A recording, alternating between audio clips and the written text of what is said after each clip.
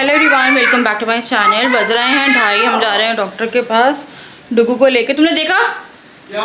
इन्हें बेड पे पता खाना गिराया और इतनी चींटियां हैं पीछे वाले बेड पे कि पूछे मत। तो जल्दी जल्दी से रेडी किया, डॉक्टर कभी भी उठ जाएगी। और निकलते हैं, हम जा रहे हैं पीडियाट्रिशियन डॉक्टर, डेंटल डॉक्टर, बच्चों के डॉक्टर के पास ही आ रहे हैं जो उसका डेंटल है। पहले हम बड़ों के पास गए थे पर अब नहीं जा रहे हैं।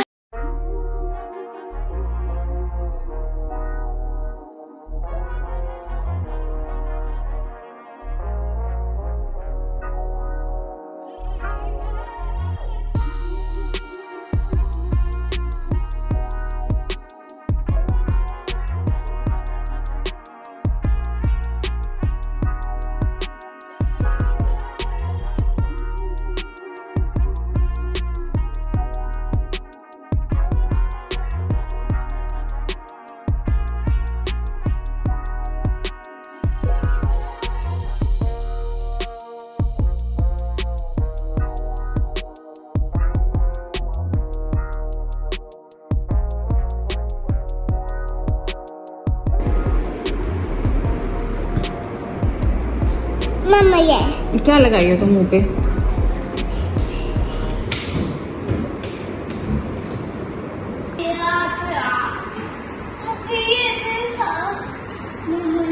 आ नहीं जा रही उसको।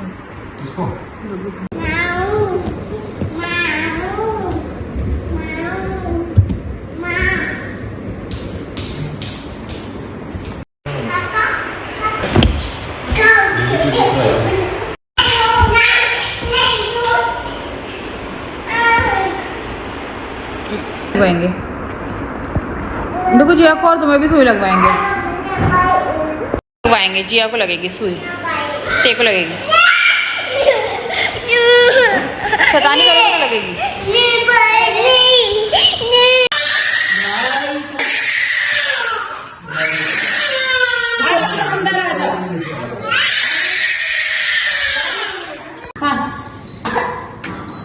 हम लोग अभी पहुंचे हैं, मैंने आके चेंज किया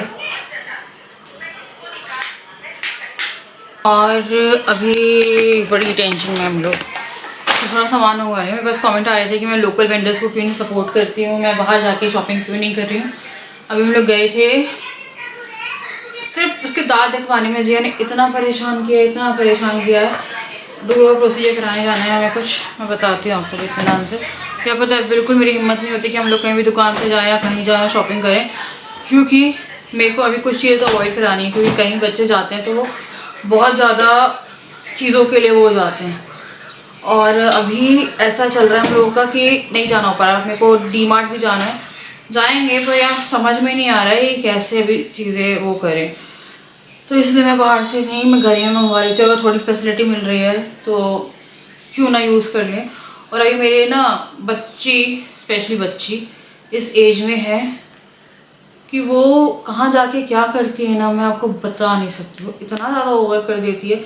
अभी हमसे तो दांत दिखवा रहे थे वहाँ पे, वो जब एक्सरे वगैरह निकाल रही थी दांत का डॉक्टर, वो उसकी सीट पे चढ़ रही, वो इतना जिद कर रही है, उसे पकड़ पकड़ के लेके जा रहे। मैं आपको बता नहीं सकती कि उसने जो किया है ना, तो इसी चक्कर में ये रीज़न है कि मैं अभी फ़िलहाल सब्ज़ी लेने तक नहीं जा रही हूँ। तो मैंने उड़द की दाल मंगवाई है, घी ख़त्म हो गया था, घी मंगवाया, पोहा नहीं था घर में, पोहा मंगवाया। ऑल तो मुझे सब बहुत महंगा पड़ रहा है क्योंकि मैं छोटा मंगवाती तो हज़ार रुपये से। एक बार में क्या होता है, मैं जब वहाँ से लेके आती हूँ तो 5,000 का 1 महीने का और 5,000 का 1 महीने का, और जो सब यूटिलिटी ये सब काम है, हापी वगैरह, वो सब मिला के आप मान लो 13-14 हज़ार में 2 महीने का राशन फिर भी आ जाता है। और सब्ज़ी फिर अलग से आती है। बट ये फिर मैंने यहाँ पे परवल मंगवाए, छोले नहीं थे घर में, छोले मंगवाए, एक रिफाइंड मंगवाया, ये 2 किलो करेंगे, दही मंगवाई। अभी मैं उसको कर्ड राइस बना रही हूँ कि वो खा रही एंड सूजी कर्ड राइस थोड़ा इजी रहेगा उससे खाना।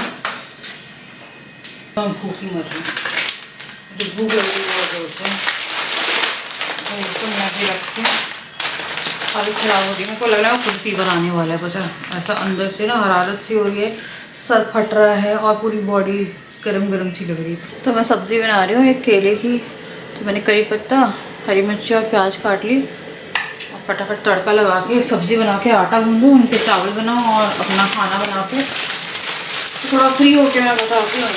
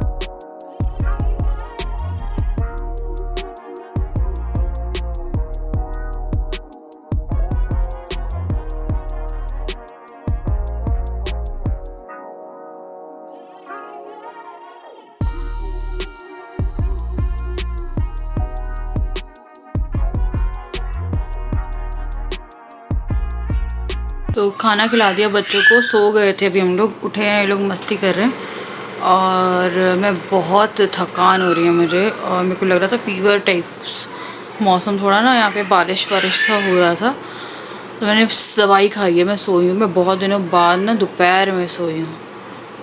तो डॉक्टर ने RCT एकदम कंफर्म बोली है और हम मंडे या ट्यूसडे को इसकी RCT जो है वो करेंगे। कुछ दवाइयाँ दी हैं जिससे शायद बोल रहे थे कि जितना दब सकता है, नहीं दबता वैसे दांत का दर्द। 2-3 बार उठा इसे, आज थोड़ा सा वो है कि मैंने इसको अभी दवाई दे के रखी हुई है तो ही इज़ प्लेइंग।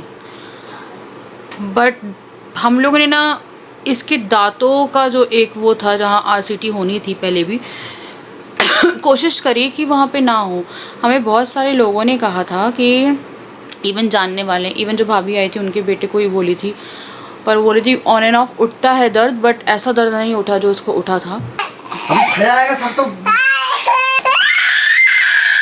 आज की टेबल पे सर पटक रहे हैं, जिद बहुत ज़्यादा हो गई है जिया की, पता है। मेरे को ना इसकी RCT भी करानी है, बट उससे पहले मुझे जिया को कहीं पे सेटल करना पड़ेगा क्योंकि वो कुछ नहीं कराने देगी। देखो यार, सर पटक के आई है टेबल पे, इतनी जिद्दी हो गई, कुछ नहीं देगी, दीवार पे सर पटक रही है। क्या जिया क्यों लग जाएगी, बुबू हो जाएगा ना।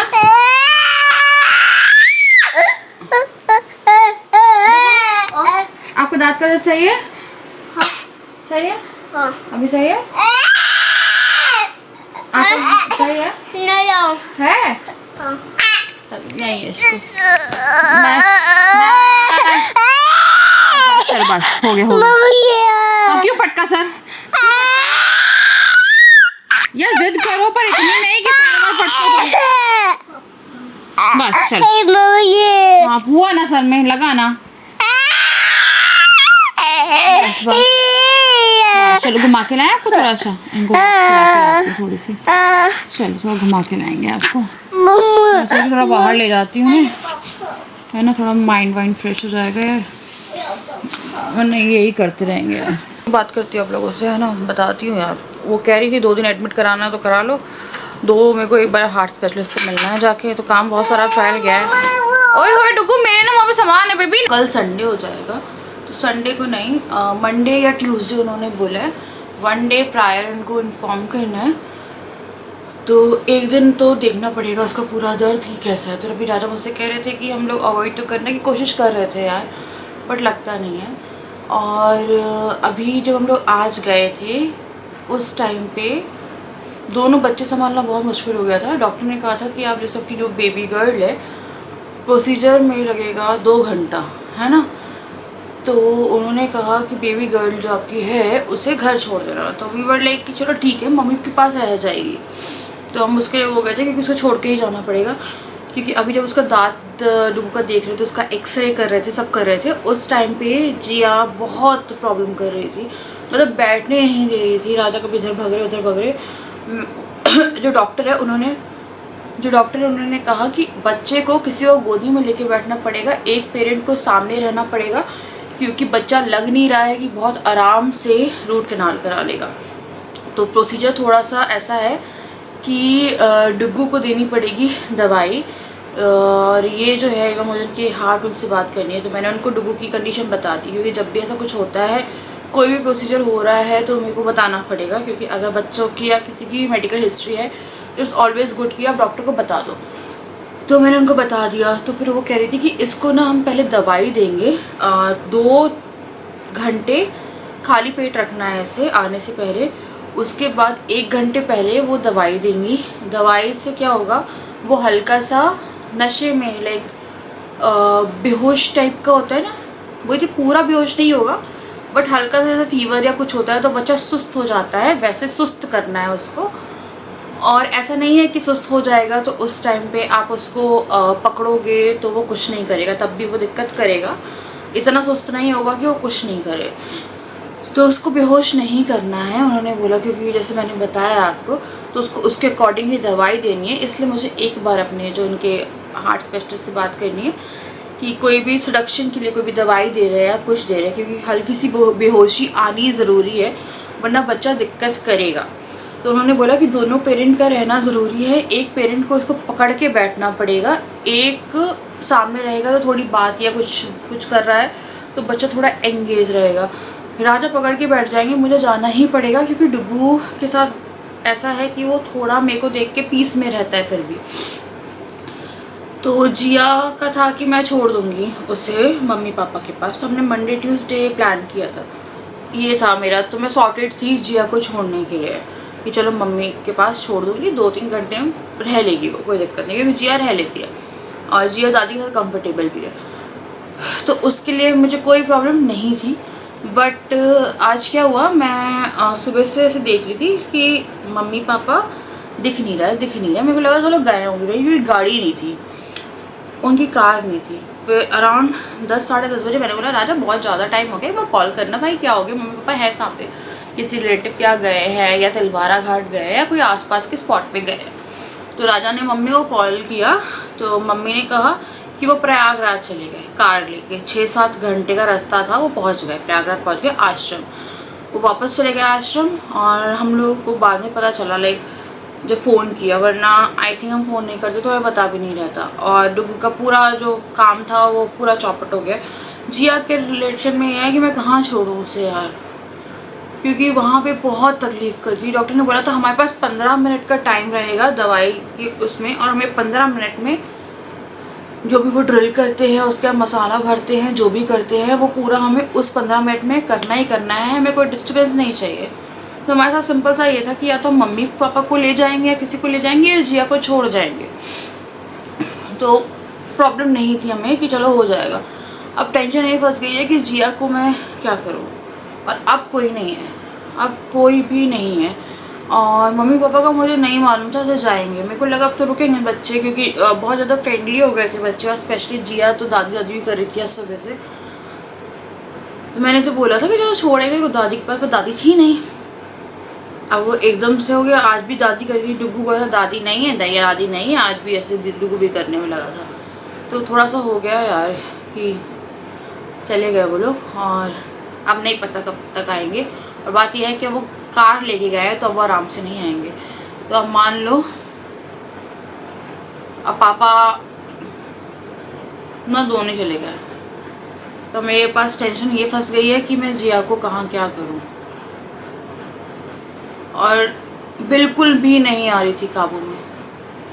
और आप पता सिनेरियो सोच नहीं सकते हो, जिस टाइम उसका डॉक्टर जूम करके एक्सरे वगैरह निकाल रही थी दांत का, जहाँ डुग्गू बैठा था उस पर नीचे से चढ़ रही, वहाँ पर टूल्स है, इक्विपमेंट है, मान नहीं रही, खींच रही हूँ तो जिया बहुत गंदा खींचती है, उल्टी हो जाएगी, ठीक है, पूरा अपने आप को खींच लेगी, बट मानेगी नहीं, रोएगी, ये करेगी वो करेगी। ऑल्दो डॉक्टर इतनी फ्रेंडली थी, मैं पीडियाट्रिशियन डेंटल डॉक्टर के पास ही गई थी, सब कुछ इंतज़ाम बच्चों वाले थे।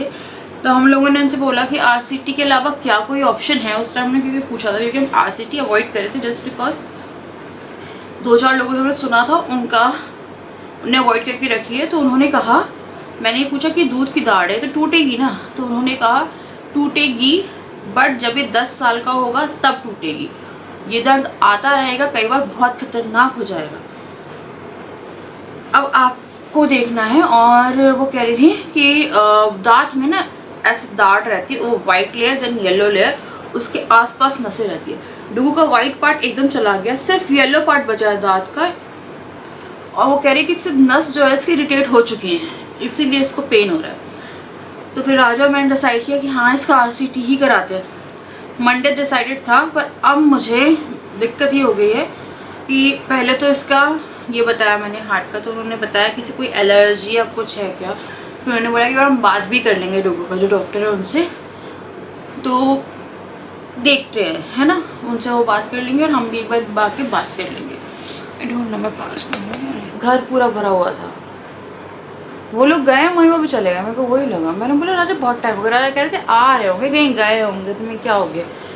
मेरे को क्या होता है जब कोई नहीं आता ना रात में तो बड़ी बेचैनी टाइप की होती है। तो मैंने बोला कॉल कर रही हूँ, मैंने मम्मी को कॉल लगा है।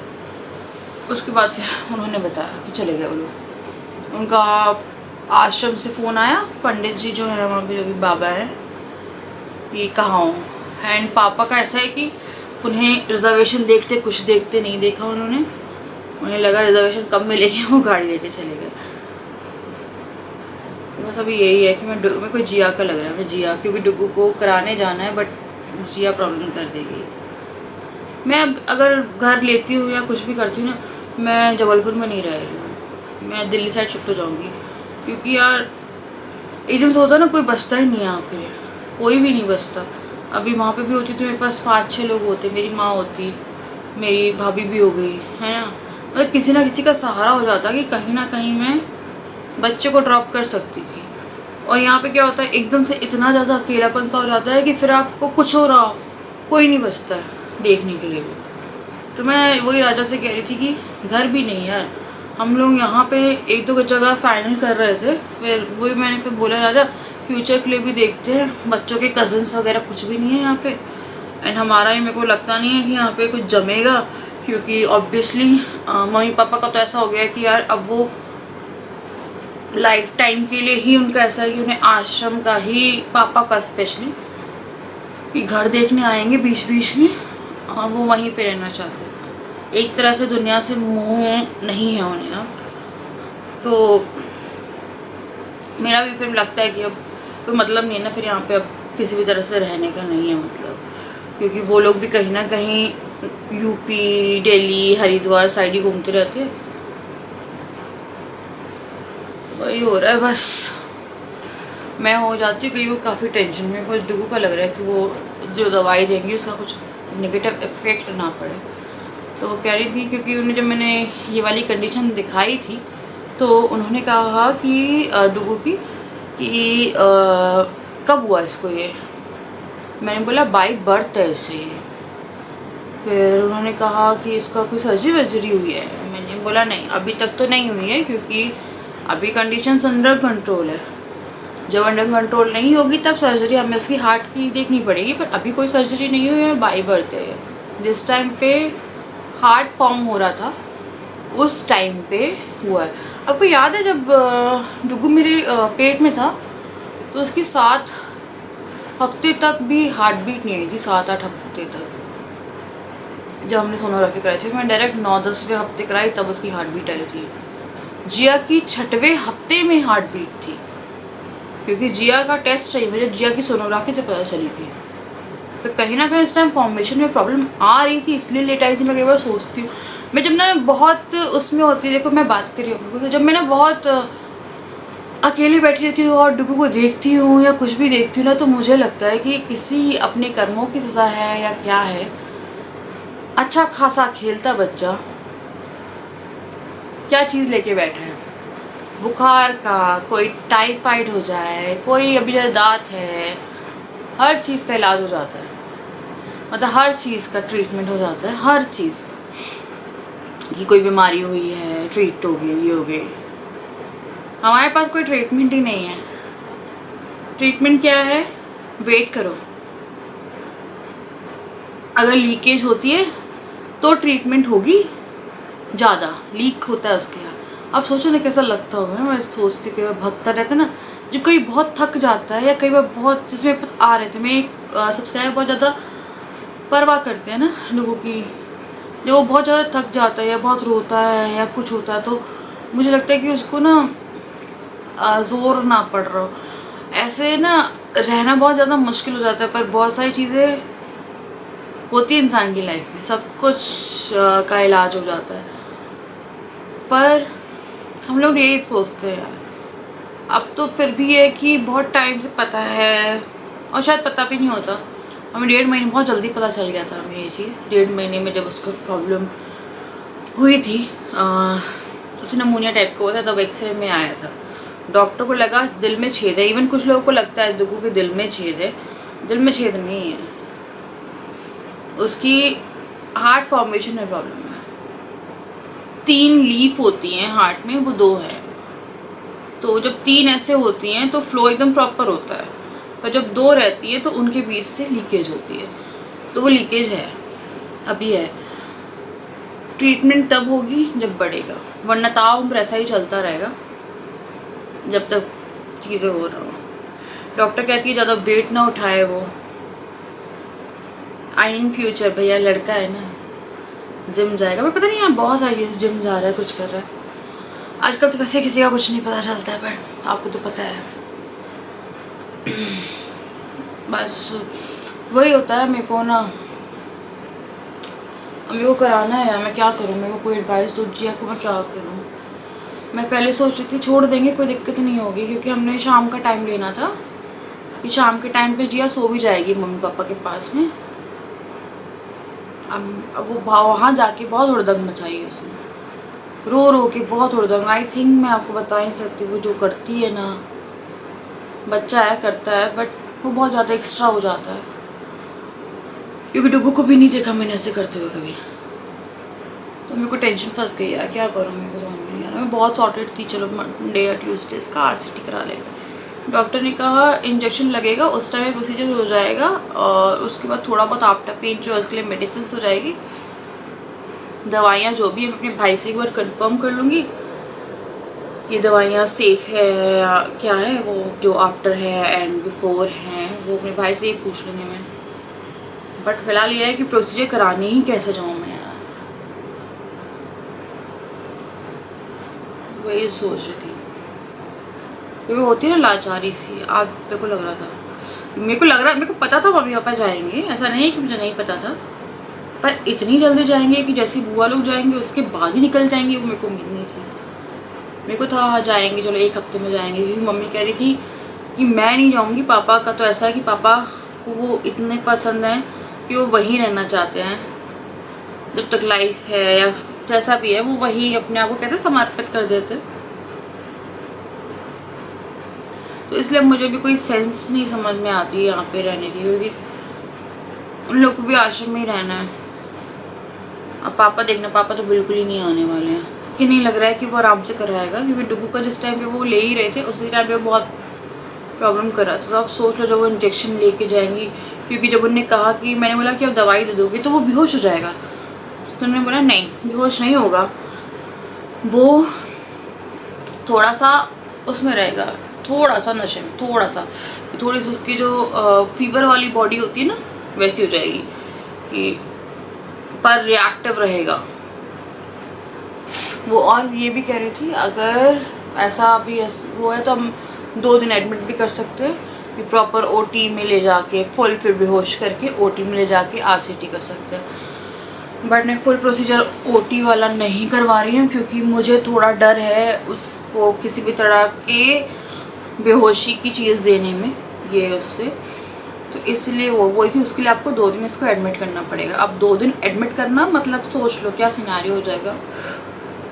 अकेला बच्चा होता तो अलग बात होती है, या सब कुछ कर लेता है, अभी 2 है तो 2 की रिस्पॉन्सिबिलिटी आती है ना, तो हमें लगा था बेस्ट है कि हम 2 घंटा का टाइम निकाल के करवा के आ जाएंगे। पर अब तो मैं 15 मिनट के लिए भी सोच रही जाकर, तो चलो यार देखते हैं जो भी। मैं क्या करूँ समझ में नहीं आ रहा, कहाँ छोड़ूँ यार, बच्ची है, बच्ची को कहीं छोड़ भी नहीं सकती ना, आपकी बच्ची आजकल आपको पता है। देखते हैं फिर लेके ही जाएंगे, आई डोंट नो कैसे हैंडल होगा। अच्छी डॉक्टर थी यार, बहुत अच्छी।